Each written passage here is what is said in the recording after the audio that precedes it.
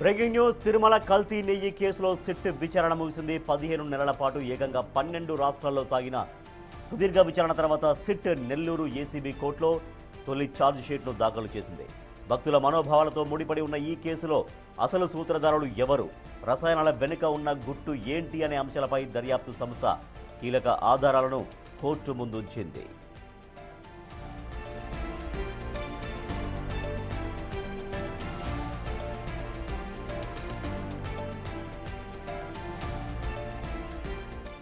Supreme court ఆదేశాలతో రంగంలోకి దిగిన సిబిఐ నేతృత్వంలోని ప్రత్యేక దర్యాప్తు బృందం ఈ కల్తీ నెయ్యి మూలాలు కేవలం ఒక రాష్ట్రానికే పరిమితం కాలేదని తేల్చింది.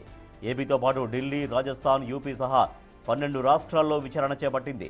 తొలుత తమిళనాడుపై అనుమానాలు ఉన్నప్పటికీ లోతుగా దర్యాప్తు చేయగా ఉత్తరాఖండ్కు చెందిన బోలేబాబా ఆర్గానిక్ డైరీ డైరెక్టర్లు పొమిల్ జైన్, విపిన్ జైన్ ఈ కుట్రలో కీలక పాత్రధారులని సిట్టు గుర్తించింది.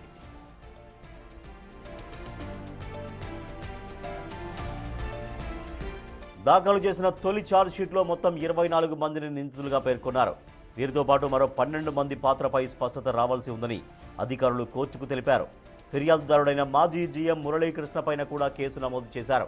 కల్తీ నెయ్యి అని తెలిసిన టీటీడీలోకి ఎలా అనుమతించారు, దీని వెనుక ఎవరెవరికి లంచాలు అందాయి, టీటీడీ నుంచి అందిన నగదు ఎక్కడెక్కడికి చేరింది అనే కోణాల్లో 30 మంది అధికారుల బృందం పూర్తి స్థాయిలో ఆధారాలు సేకరించింది.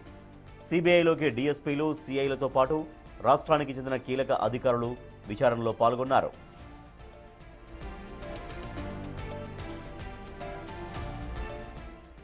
ముఖ్యంగా గత వైసీపీ ప్రభుత్వ హయాంలో ఉన్న టీటీడీ పెద్దలు, ఉన్నతాధికారుల పాత్రపై ఈ ఛార్జ్షీట్లో ఎలాంటి ప్రస్తావన ఉందనేది ఇప్పుడు రాజకీయ వర్గాల్లోనూ భక్తుల్లోనూ ఉత్కంఠ రేపుతోంది. నిందితులుగా తేలిన వారిపై కోర్టు ఎలాంటి చర్యలు తీసుకోబోతుందని ఉత్కంఠ కనిపిస్తోంది.